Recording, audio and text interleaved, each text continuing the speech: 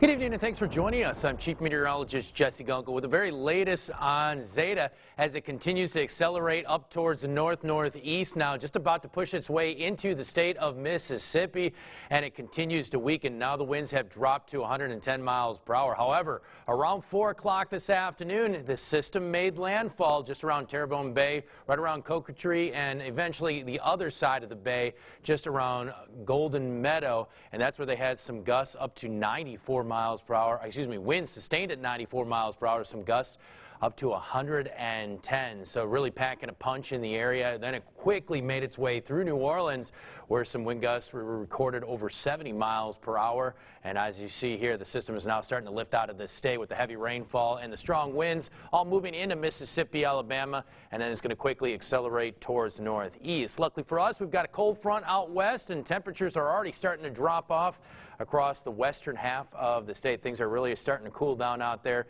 and you see even the clouds are going to slowly start to move on as we head into early morning. So here is that Doppler radar picture for you, and you see the majority of the heavy rainfall and the stronger winds now just lifting north of Slidell, Louisiana, right where I-59 and really 12 and 10 all kind of meet up in that area.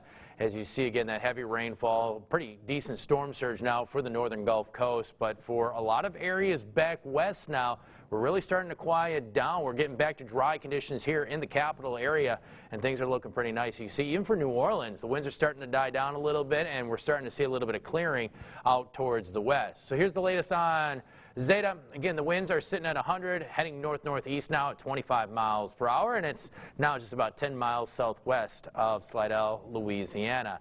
Again, big picture, you can see that upper level low. Again, that's part of that cold front. That's this area. You can see how kind of spinning here. What's going to do is eject this system quickly.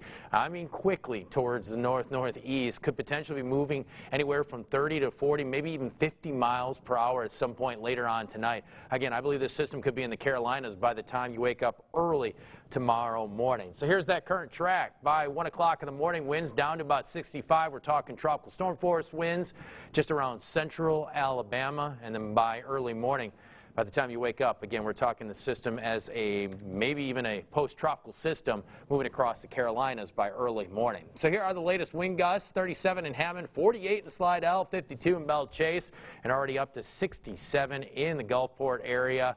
62 right now in Mobile. And for us on the backside, well, the winds have died down. Still gusting at about 20 in Ascension and for portions of Livingston Parish. But otherwise, still a hurricane warning in place. They'll probably start dropping parishes shortly, so be on the lookout for that. 4 to 6 inland, 7 to 11 near Biloxi and Gulfport.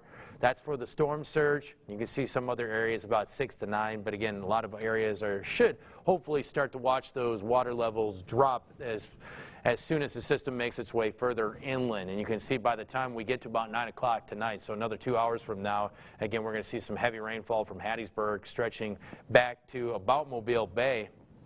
And then by the time we get to about midnight or shortly after, that system is moving into Alabama, just around Montgomery, and then from that point forward, we're dry, we're clear. Cold front comes in, and the winds bring in some nice, dry, stable air, and the coolest air of the season so far. So we get a nice little settled pattern out there. Just want to show you that, again, the chance for winds, or at least at tropical storm strength, have dropped at this point. You can see for us maybe a gust or two, 20, 30. I don't see much anymore at this point.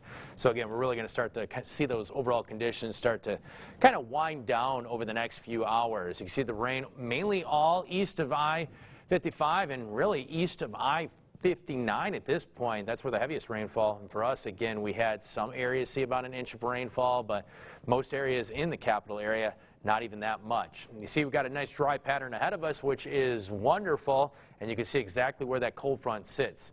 59 at Fort Polk versus 77 in Opelousas, 66 in Jennings versus 79 in Lafayette.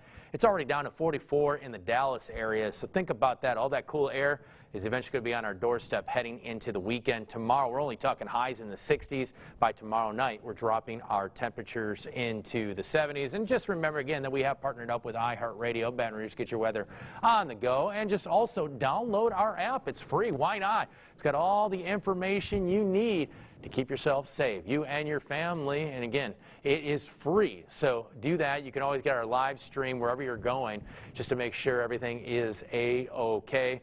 And again, just stay safe this evening. We're going to continue to keep you updated with more information as it arises through the evening hours. We're going to be back on air at 9 o'clock on Fox 44, and we're also going to be back on the air at 10 o'clock on NBC. So stick around, join her, and yeah, we'll guide you through this storm as we move into the overnight.